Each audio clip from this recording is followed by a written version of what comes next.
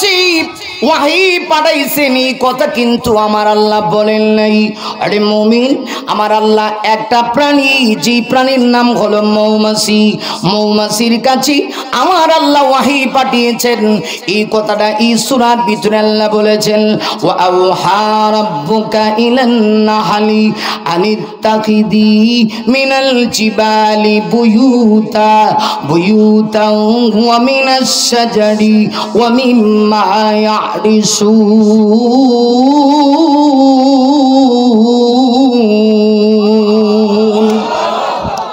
আরে মুমিন, আমার আল্লাহ বলেন আমি মৌমাছির কাছে ওয়াহি পাঠাইলাম। ওয়া রাব্বুকা ইলান নাহলি, রবের পক্ষ থেকে মৌমাছির কাছে আল্লাহ ওয়াহি করেছে। কি ওয়াহি করছে? আমার আল্লাহ মৌমাছিকে জানায় দিয়েছে, ওরে মৌমাছি তুমি কোথায় গিয়ে তোমার ঘর বানাবা? আল্লাহ কয় মৌমাছি রে, তুই বড় দামি জিনিস, তুই যেটায় সেটায় ঘর বানাতে পারবি না, কারণ তোর কাছ থেকে আমার গোলামগুলি উপকার গ্রহণ করবে। সুবহানাল্লাহ।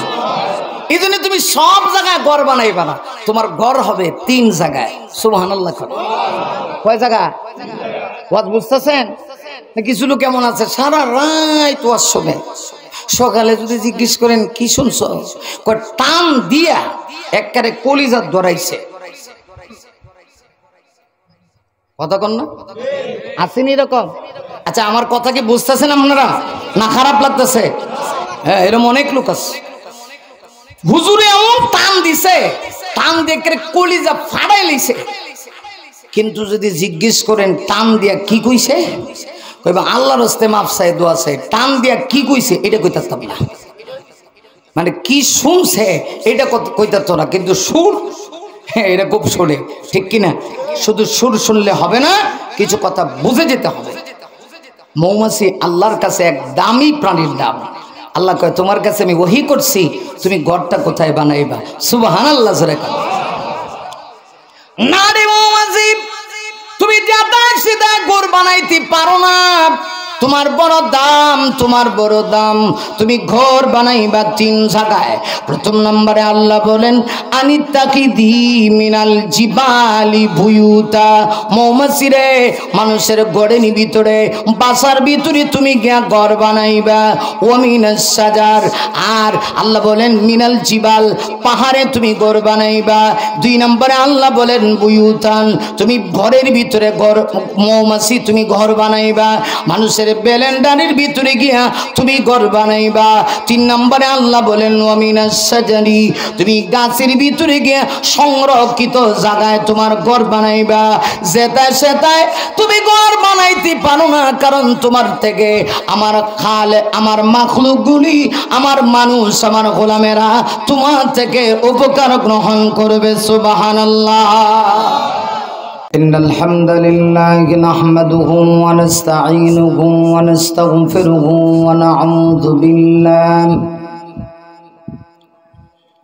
ونعوذ بالله من شرور أنفسنا ومن سيئات أعمالنا. من يهده الله فلا مضل له ومن يضلله فلا هادي له. ونشهد أن لا إله إلا الله وحده لا شريك له. ونشهد أن سيدنا وسندنا وحبيبنا وطبيبنا ومولانا محمدا عبد الله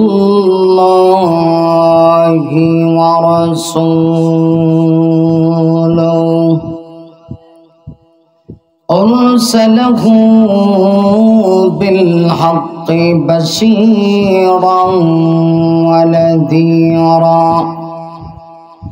وداعيا إلى الله بإذنه وسراجا منيرا. فقد قال الله تعالى في كلامه المجيد وفي فرقانه الحميد أعوذ بالله من الشيطان الرجيم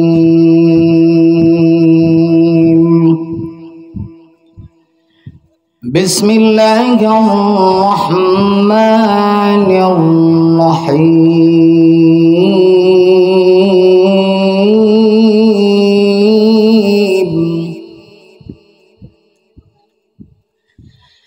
من عمل صالحا من ذكر أو أنثى وهو مؤمن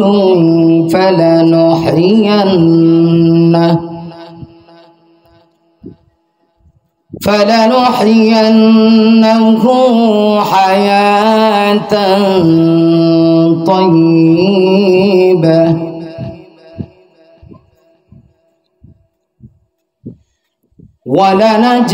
ولنجزينهم أجرهم بأحسن ما كانوا يعملون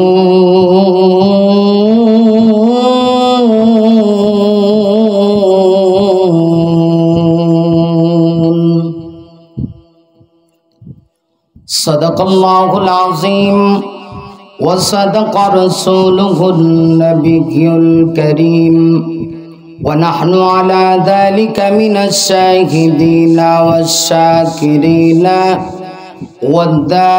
والذاكرين والحمد لله رب العالمين وعن سيد الجن والبشر صلى الله عليه وسلم المرء على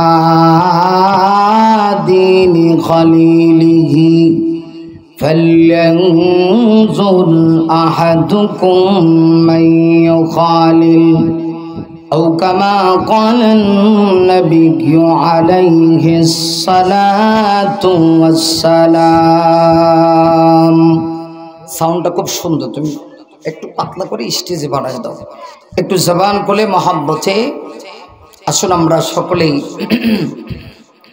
নামাজে যে দুরূদটা পড়ি এই দুরূদটা সকলে জবানটা খুলে একটু মহাব্বাদান পড়ি সবার অন্তরে কি নবীজির ভালোবাসা আছে একটু আগে আসেন মাঝখানে একটু ফাঁকা জায়গা আছে বাবা ফাঁকা জায়গা থাকলে বক্তার আলোচনা বিক্ষিপ্ত হয় সুন্দর হয় না এত সুন্দর করেই তো বসছেন একটু যদি সামনে যারা বসছেন একটু যদি আগে আসেন একটু ফাঁকা জায়গাটা কারণ শয়তানকে বসতে দিব না কোরআন সুন্নাহর মাহফিল তো মাঝখানে ফাঁকা জায়গা থাকলে ওখানে শয়তান বসবে আর শয়তান বসলে আলোচনা বিক্ষিপ্ত হবে গুছানো আলোচনা হবে না এই জন্য আপনাদের দায়িত্ব মুরব্বী বাবা বিয়াদবি নিয়েন না একটু যদি কষ্ট করতেন কোরআন সুন্নাহর মাহফিলে যুবকেরা যারা আছো ফাঁকা জায়গাগুলোতে একটু বসে যাও ইনশাআল্লাহ একটু আগায় আসেন ভাই আপনাদের চাইতে তো আমরা আরো বেশি কষ্ট করছি সুদূর সেই ঢাকা থেকে যদি আমার ভাই বলছেন আমার বাড়ি সুনামগঞ্জের তাহিরপুরে আমি থাকি কিন্তু ঢাকায় প্রায় 7-8 ঘন্টা জার্নিং করে আপনাদের এখানে আসছি মানসিকভাবেও একটু সমস্যায় আছি ভোগ করতেছি নানান টেনশন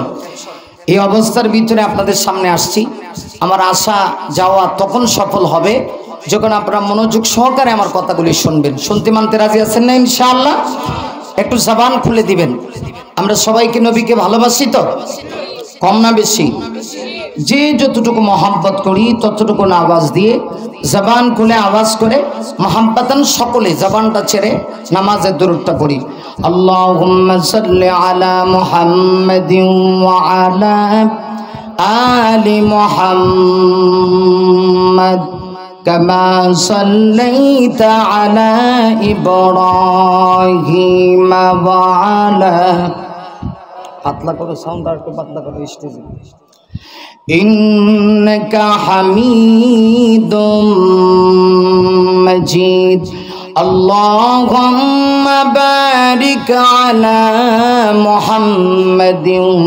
وعلى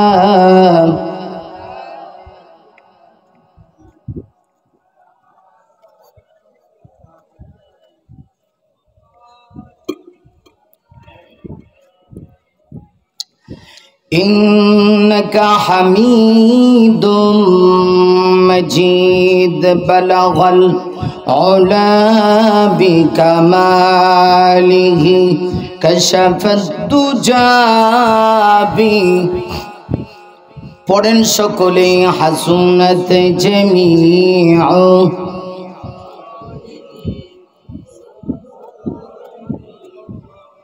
ए तेरी म्याराज है कि तू लौहा कलम तक पहुँचा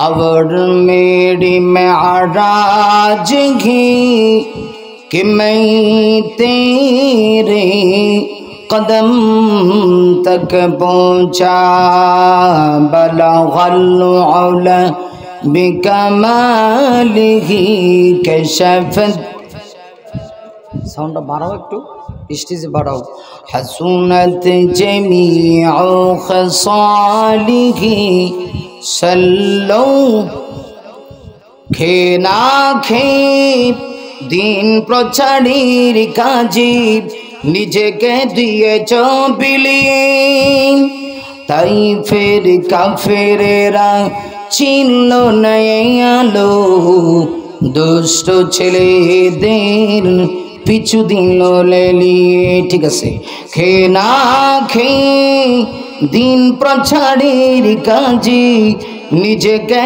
দিয়েছ বিলিয়ে তাই ফের কাফেরেরা চিনল না আলো দুষ্ট ছেলেদের পিছু দিল লেলিয়ে তাই ফের ময়দানে ক্ষত বিক্ষত হয়ে সারা শরীর থেকে রক্ত ঝরে হে রাসূল তোমাকে ভুলে আমি কেমন করে হে রাসূল তোমাকে ভুলি আমি কেমন করে বালাগাল উলা বিকামা সকলে জবানটা খুলবেন কাশাফাত দুজা বিজামা হাসুনাত জামিউ খসালিহি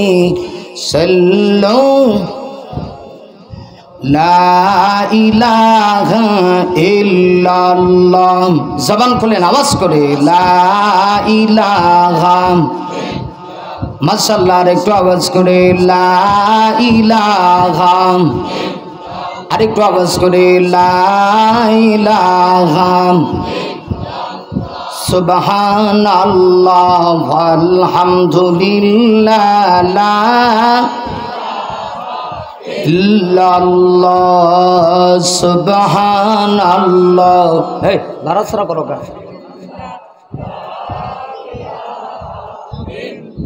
আল্লাহ সুবহানাল্লাহ আলহামদুলিল্লাহ লা আল্লাহ সুবহানাল্লাহ আলহামদুলিল্লাহ লা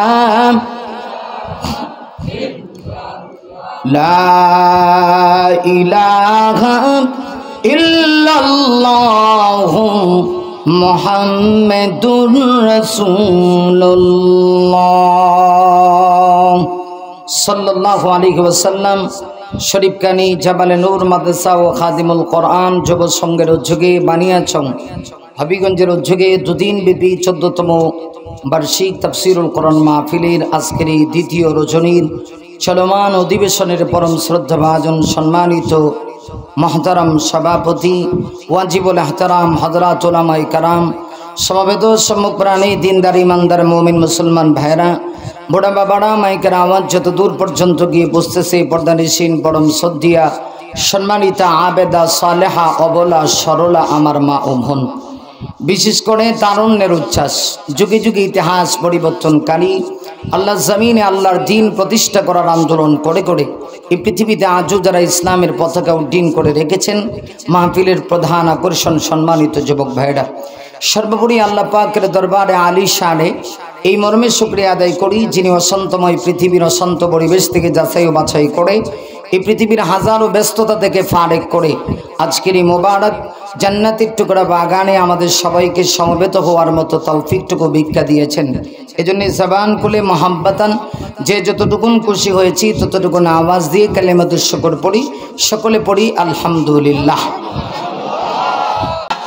আমার ভাইরা, আমি আপনাদের খেদমতে পবিত্র কোরআন শরীফের সূরাতুন নাহাল থেকে 90 নম্বর আয়াতে কারিমাটা তেলাওয়াত করছি।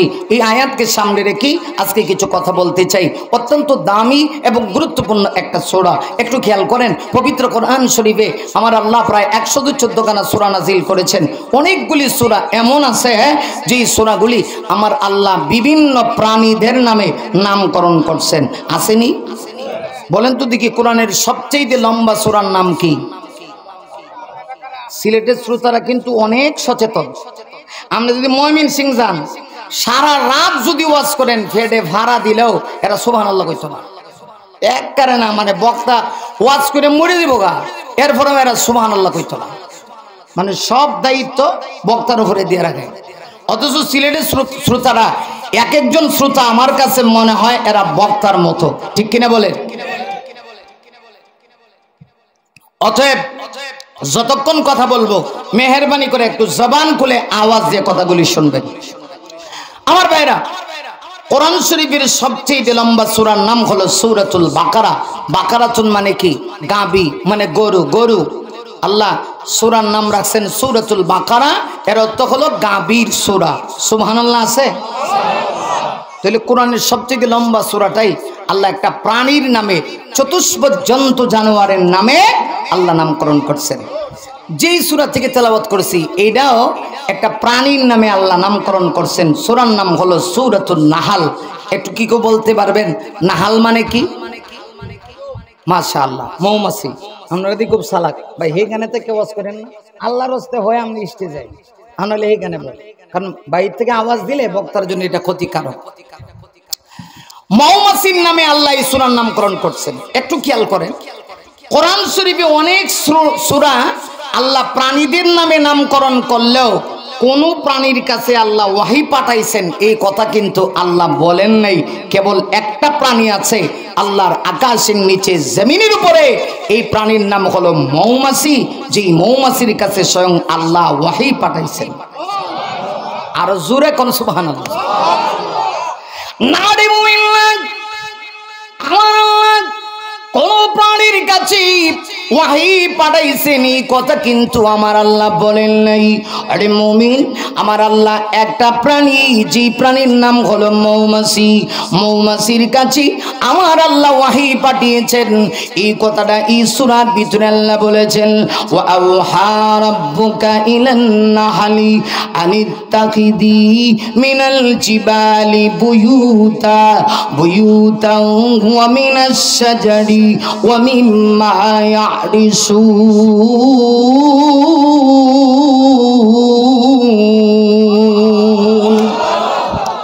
আরে মুমিন, আমার আল্লাহ বলেন আমি মৌমাছির কাছে ওয়াহি পাঠাইলাম। ওয়াহা রাব্বুকা ইলান নাহলি, রবের পক্ষ থেকে মৌমাছির কাছে আল্লাহ ওয়াহি করেছে। কি ওয়াহি করছে? আমার আল্লাহ মৌমাছিকে জানায় দিয়েছে, ওরে মৌমাছি তুমি কোথায় গিয়ে তোমার ঘর বানাবা? আল্লাহ কয়, মৌমাছি রে তুই বড় দামি জিনিস, তুই যেটায় সেটায় ঘর বানাতে পারবি না, কারণ তোর কাছ থেকে আমার গোলামগুলি উপকার গ্রহণ করবে। সুবহানাল্লাহ। এই জন্য তুমি সব জায়গায় ঘর বানাইবা না, তোমার ঘর হবে 3 জায়গায়। সুবহানাল্লাহ। কয় জায়গা? ওয়াজ বুঝতেছেন? কিছু লোক কেমন আছে সারা রাত ওয়াজ শোনে, সকালে যদি জিজ্ঞেস করেন কি শুনছো, কয় টান দিয়া একবারে কলিজা ধরাইছে। কথা কন না? আসেনি এরকম? আচ্ছা, আমার কথা কি বুঝতেছেন আপনারা না খারাপ লাগতেছে? হ্যাঁ, এরকম অনেক লোক আছে। হুজুরে এমন টান দিছে, টান দিয়ে কলিজা ফাড়াই লইছে, কিন্তু যদি জিজ্ঞেস করেন টান দিয়া কি কইছে, কইবা আল্লাহর হস্তে মাপ চাই, দোয়া চাই। টান দিয়া কি কইছে এটা কইতাম না, মানে কি শুনছে এটা কইতাম না, কিন্তু সুর এটা খুব শোনে, ঠিক কিনা? শুধু সুর শুনলে হবে না, কিছু কথা বুঝে যেতে হবে। মৌমাছি আল্লাহর কাছে এক দামি প্রাণীর দাম। আল্লাহ কয় তোমার কাছে আমি ওহী করছি, তুমি ঘরটা কোথায় বানাইবা? সুবহানাল্লাহ। না রে মৌমাছি, তুমি যাতা সিধা ঘর বানাইতে পারো না। তোমার বড় দাম, তোমার বড় দাম। তুমি ঘর বানাইবা 3 জায়গায়। প্রথম নম্বরে আল্লাহ বলেন আনিত্তাকিদি মিনাল জিবালি বুয়ুতা। মৌমাছি রে, মানুষের ঘরের ভিতরে, বাসার ভিতরে তুমি গিয়া ঘর বানাইবা। ও মিনাস সাজার, আর আল্লাহ বলেন মিনাল জিবাল, পাহাড়ে তুমি ঘর বানাইবা।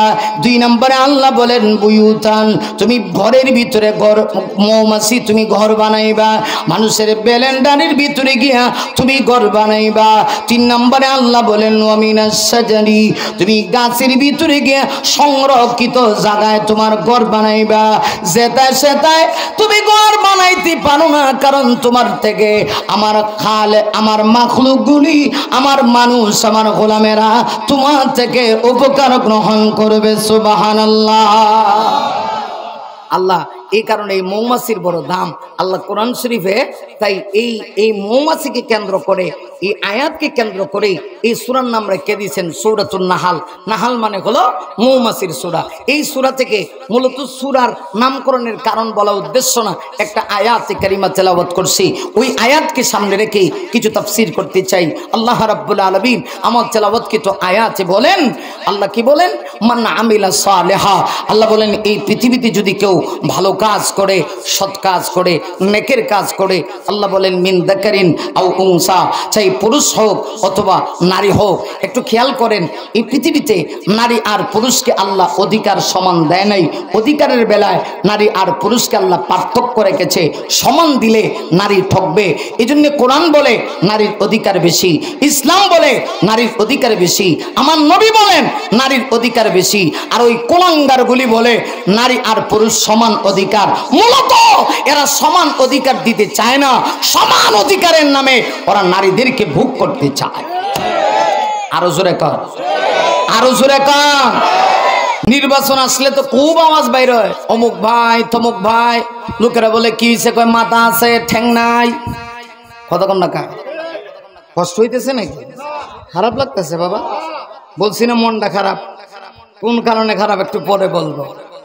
মানুষ এত বেশি মিথ্যা গুজব রটাইতে পারে, এর জন্য নোবেল পুরস্কার দিলে আপনার আমার মতো কিছু মানুষরই আগে দাম লাগবো। কথা কোন ঠিক কিনা? ঠিক। আমার ভাইরা একটু খেয়াল করেন, ওইটা আমি শেষ দিকে বলি কেন আমার মনটা খারাপ। তার আগে আমি যে কথাটা বলতে চাই একটু খেয়াল করেন। নারী আর পুরুষকে ইসলাম সমান দেয় নাই, কোরআন সমান দেয় নাই, আমার নবীও সমান দিছে না, কারণ সমান দিলে ঠকবে। নারীকে দিয়েছে অনেক ক্ষেত্রে পুরুষের চাইতে বেশি, ঠিক কিনা জোরে বলেন? ইসলাম যা দিছে অন্য কোন ধর্মে তা দিবে দূরের কথা, বরং এইটার কল্পনাও। আপনি মিরাসের বেলাও যদি একটু তাফসীর করেন তাহলে দেখবেন হিন্দু ধর্মে মেয়ে বিয়া হয়ে যাওয়ার পরে বাপের কাছে কিছু নাই। কথা কন না কেউ? কথা কি বুঝতেছেন? কিছু আছে ভাওনা দাও না নাই, কিন্তু নারী ইসলাম ধর্মে ফায় কি ফায় না? বিবাহের আগে এই মেয়েকে লালন পালনের দায়িত্ব ইসলাম দিয়েছে বাবাকে। আপনাকে তাকে লালন পালন করতে হবে, শুধু লালন পালন করতে হবে তা না, পর্দা পুশিদার ভিতরে রাখতে হবে। এটা আপনার উপর ইমানি দায়িত্ব, যতদিন না তাকে একটা ভালো পাত্রের হাতে তুলে না দিবেন, ঠিক কিনা?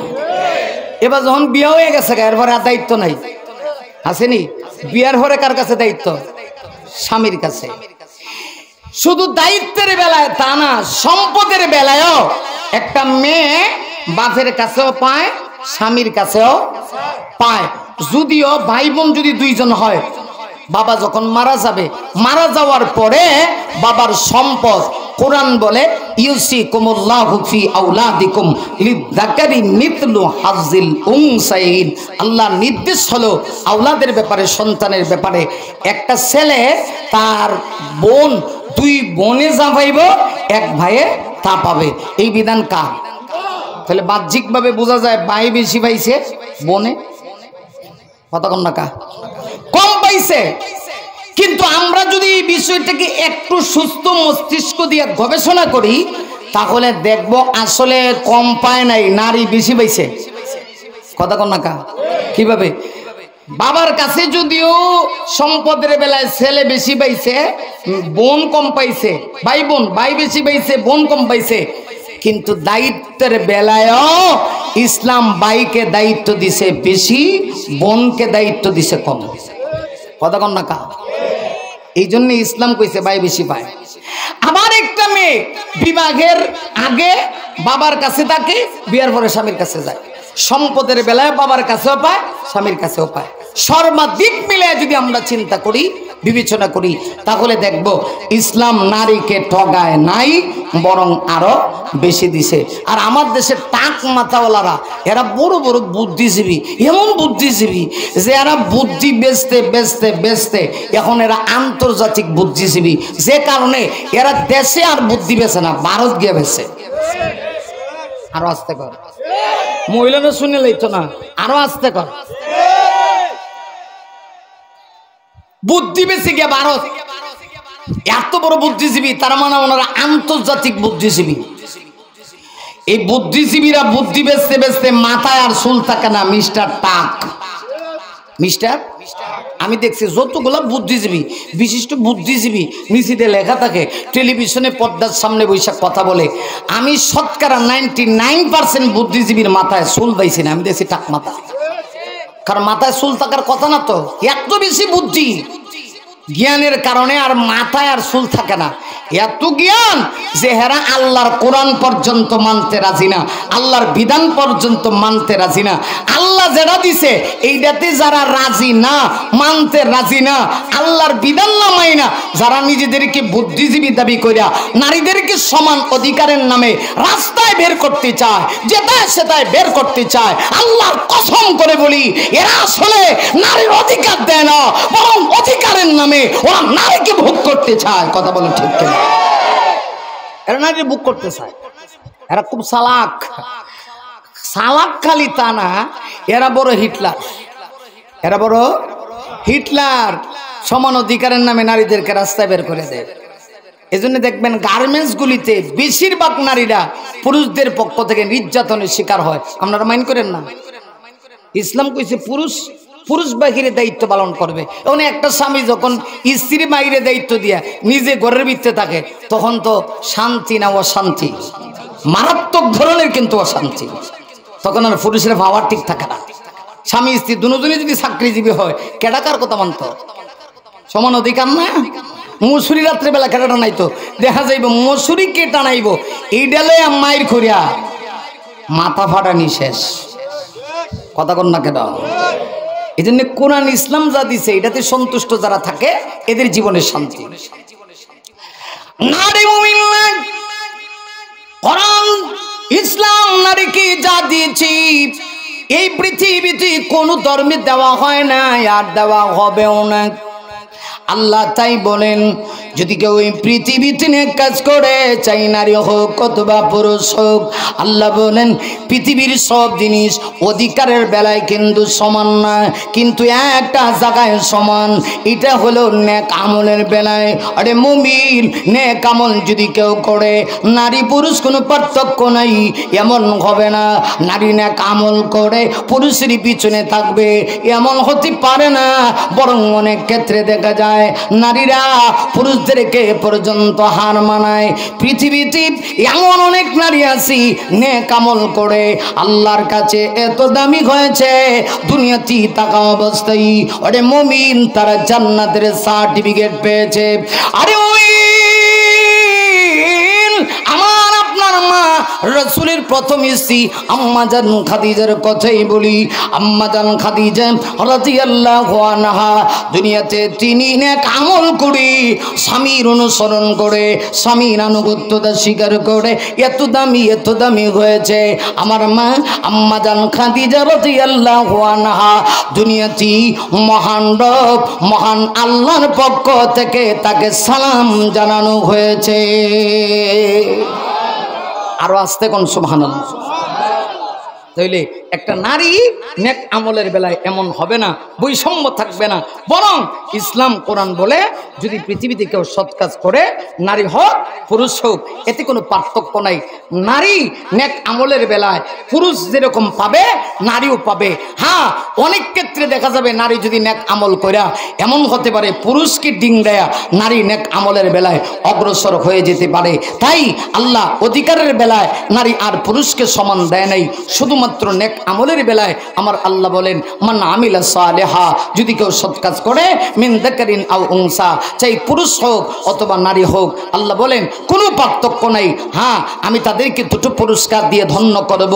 তবে তবে তবে এই পুরস্কার যদি পেতে হয় শর্ত রয়েছে একটি, নেক আমল যদি পুরুষ হোক অথবা নারী হোক যে কেউ করে, এক শর্তের বিনিময়ে আমি আল্লাহ দুইটা পুরস্কার দিব। সুবহানাল্লাহ জোরে বলেন। শর্ত কয়টা? শর্ত একটা। বলেন শর্ত কয়টা? একটা। পুরস্কার কয়টা?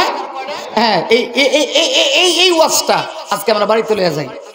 নারী হোক অথবা পুরুষ হোক, নেক আমলের বেলায় আল্লাহ কোনো পার্থক্য রাখে নাই। আল্লাহ বলে যদি নেক কাজ করো, তুমি পুরুষ হও তুমি নারী হও, কিন্তু শর্ত একটা পালন যদি করতে পারো তোমার জন্য অবশ্যই দুইটা পুরস্কার রয়েছে। শর্ত কি? আল্লাহ বলেন ওয়াহুয়া মুমিনুন, অবশ্যই তোমাকে মুমিন মুমিনা হতে হবে, ঈমান থাকা লাগবে। ঈমান যদি না থাকে তাহলে তোমার কোনো পুরস্কার নাই, তোমার কোনো জাযা নাই। কথা কি বুঝতেছেন আমার ভাইরা? একটু খেয়াল করেন, একটু একটু হযরতরা আসতেছেন, অনেক বড় বড় আলেম, মাশাআল্লাহ। মারহাবা, জোরে বলি মারহাবা, আরো জোরে বলি মারহাবা। আল্লাহ ওনাদেরকে কবুল করুন, নেক হায়াত দান করুন, সকলে বলে আমিন। আমার ভাইয়ারা একটু খেয়াল করেন, যদি নেক কাজ করে কেউ, সৎ কাজ করে, নারী হোক অথবা পুরুষ হোক, একটি শর্তের বিনিময়ে আল্লাহ দুটি পুরস্কার দিবেন। শর্ত কয়টা? একটা। আর পুরস্কার কয়টা? হ্যাঁ, বুঝতেছেন সবাই?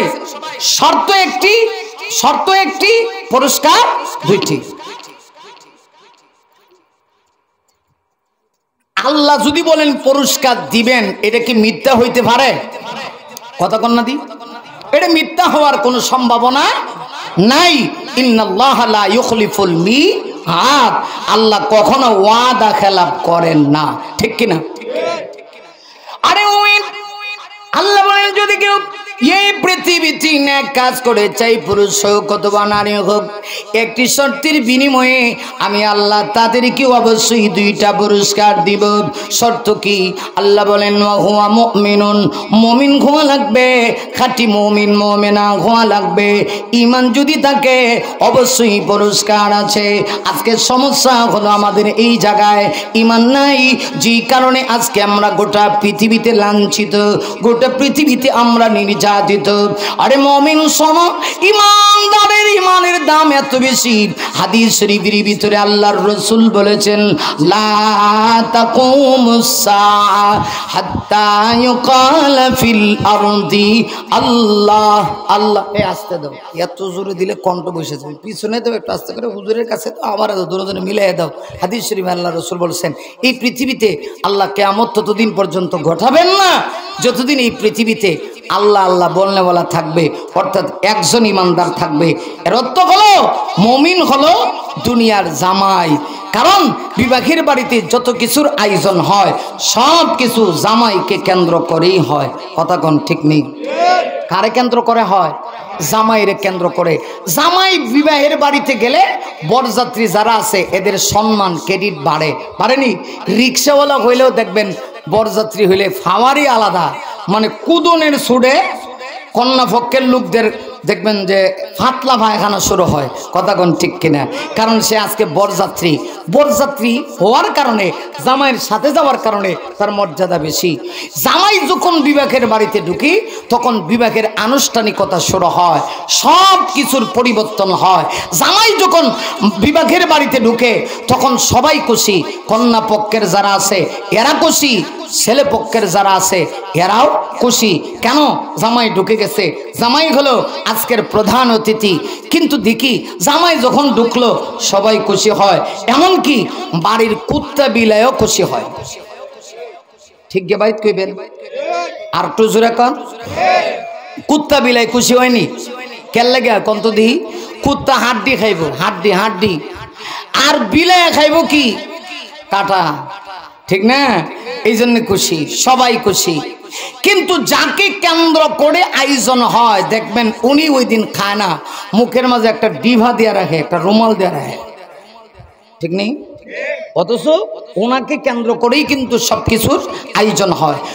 এখন প্রশ্ন হলো, যাকে কেন্দ্র করে আয়োজন হয় সে খায় না কেন? এর একটা কারণ আছে। আর আসেনি কারণ? কারণটা হচ্ছে এই বিবেকের বাড়িতে মূলত বিয়ার দিন সে খাইতে যায় না, যায় এই বাড়ির সাথে সে যেন একটা সম্পর্ক স্থাপন করতে পারে, ঠিক নেই? এই জন্য জামাই মুখের মধ্যে কি দিয়ে রাখে?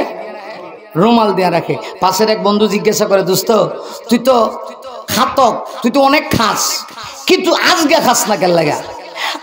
আজটা খাসি বুনো করে তার সামনে দেওয়া হয়, কিন্তু দেয়া যায় খায় না।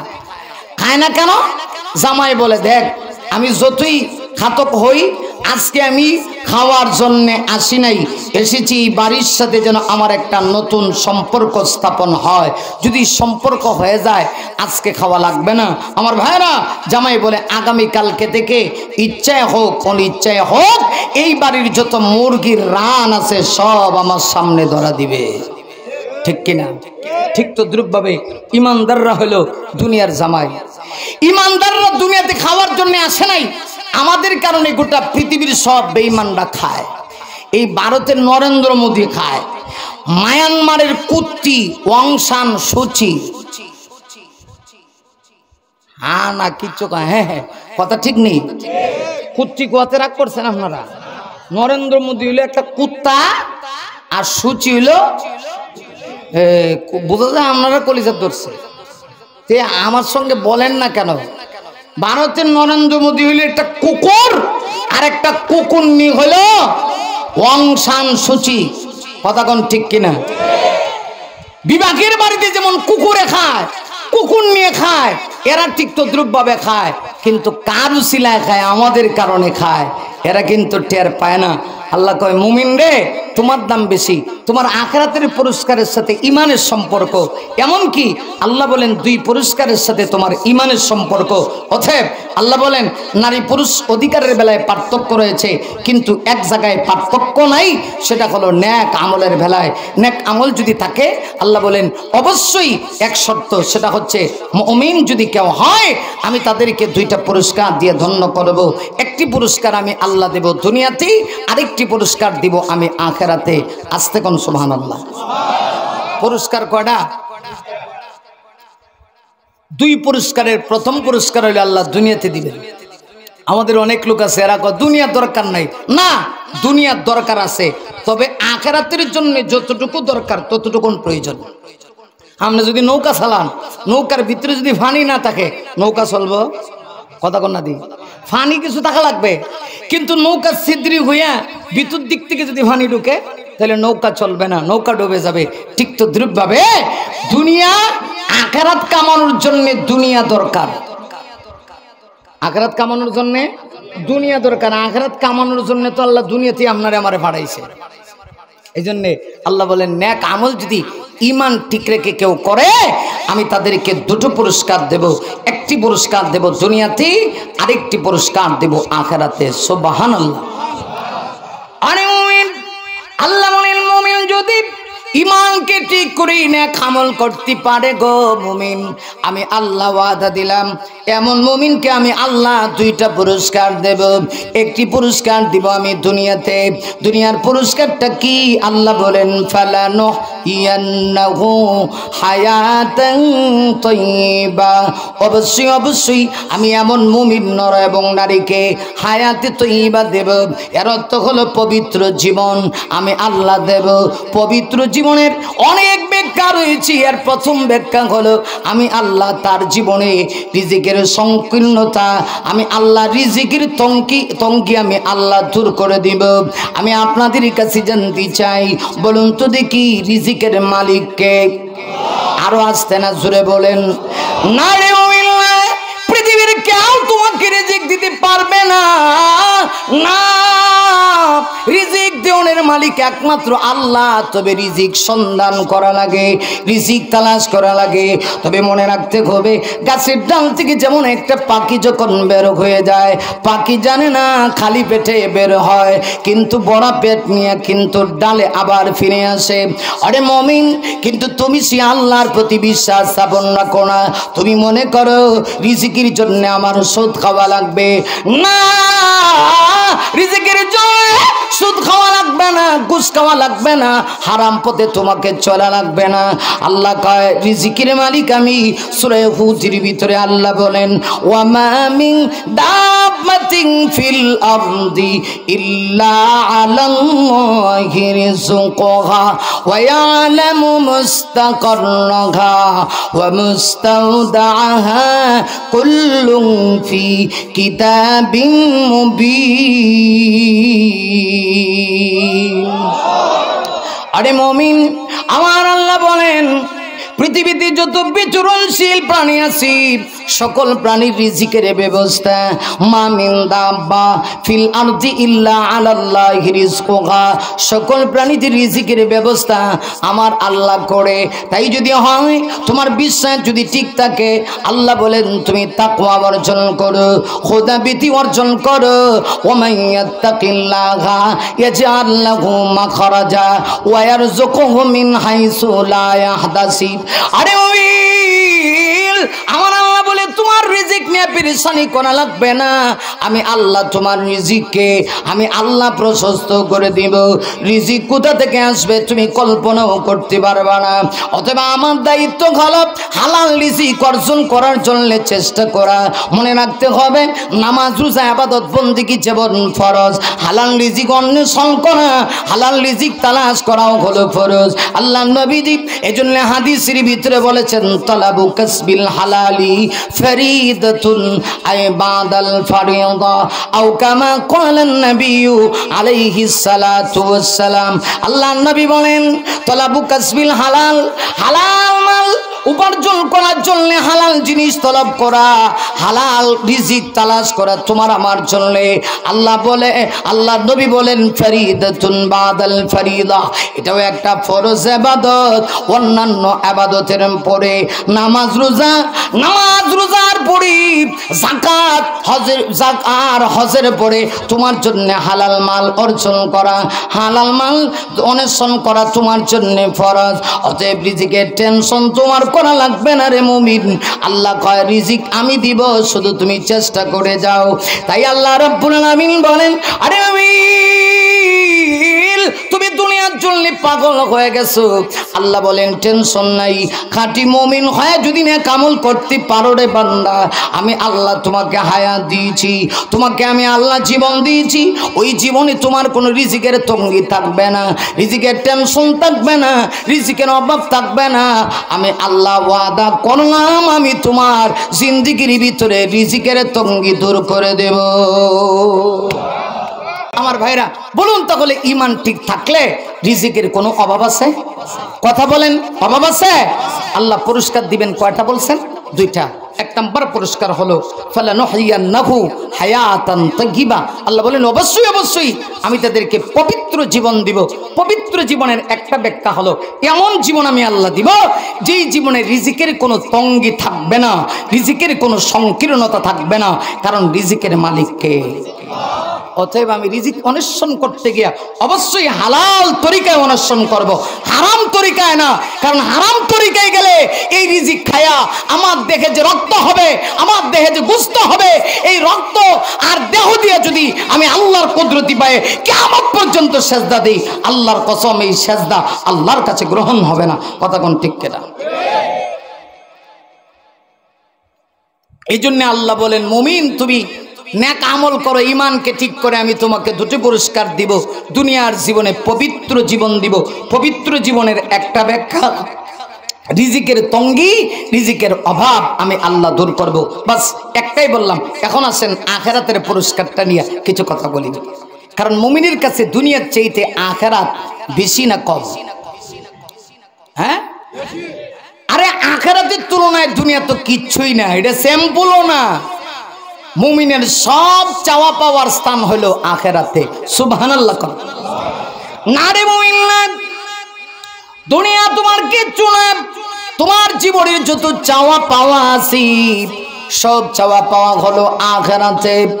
আল্লাহ বলেন ঈমানকে ঠিক করে যদি নেক আমল করতে পারো আমি দুনিয়াতে পবিত্র জীবন দিব, কারণ এই জীবন তো আমি আল্লাহ তোমাকেই দিয়েছি। হায়াত মৌতের মালিক আমি আল্লাহ, তোমার জীবনে টেনশন নাই। আর আখিরাতের পুরস্কার কি? আল্লাহ আয়াতের শেষ অংশের ভিতরে আমার আল্লাহ বলেন ওয়ালা নাজজিয়ান্নাহুম আজরাহুম বিআহসানি মা কানু ইয়ামালুন।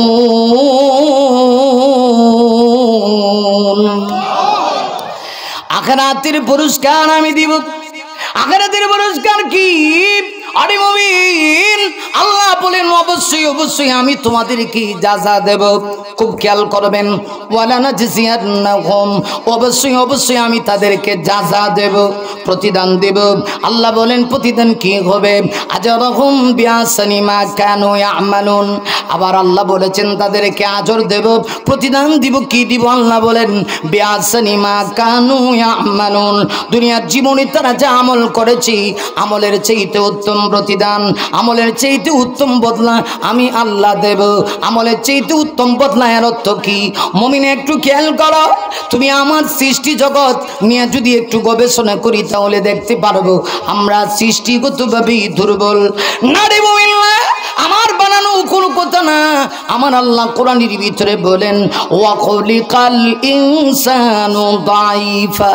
মুমিন একটু খেয়াল করো, আল্লাহ বলেন আমি আল্লাহ তোকে দাইফ দুর্বল করে আমি আল্লাহ সৃষ্টি করেছি।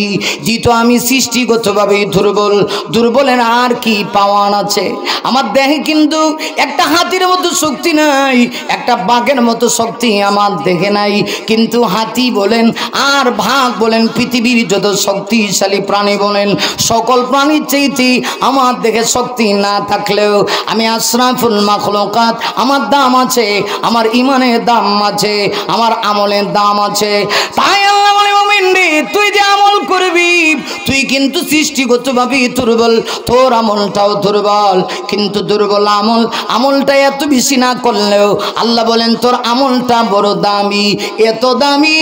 এই সামান্য দুনিয়ার জিন্দেগিতে কিছু কিছু নেক কাজ করার কারণে আল্লাহ বলেন আমি আখিরাতে তোকে তোর আমলের চাইতে উত্তম প্রতিদান দেব। আমলের চাইতে উত্তম প্রতিদান হলো আমি আল্লাহ তোকে জান্নাত দেব। জান্নাত হলো আমলের চাইতে উত্তম প্রতিদান। কারণ একজন মানুষ নেক আমলের কারণে, সামান্য কিছু নেক আমলের কারণে, ওই নেক আমল যদি সহি হয়, নেক আমল যদি বিশুদ্ধ হয়, বিনিময়ে আল্লাহ জান্নাত দিবি।